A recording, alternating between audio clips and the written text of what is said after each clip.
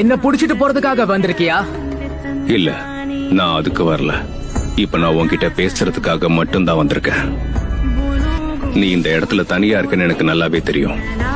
அப்படி இருந்தும் உனக்கு பயம் இல்லையா? பயமா? எனக்கா? இங்க இருக்கிறது 1000 நருட்டோவா 1 நருட்டோவான்னு உனக்கு எப்படி தெரியும்?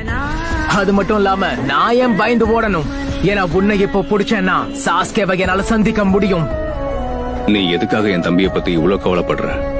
அவன் சாதாரணமான நிஞ்சாதான். எங்க 2 பேருக்குள்ள ரத்த சம்பந்தம் இல்லாம போகலாம், ஆனா உங்க 2 பேரை விட நாங்க 2 பேரும் நல்ல சகோதரர்களா இருந்திருக்கோம்.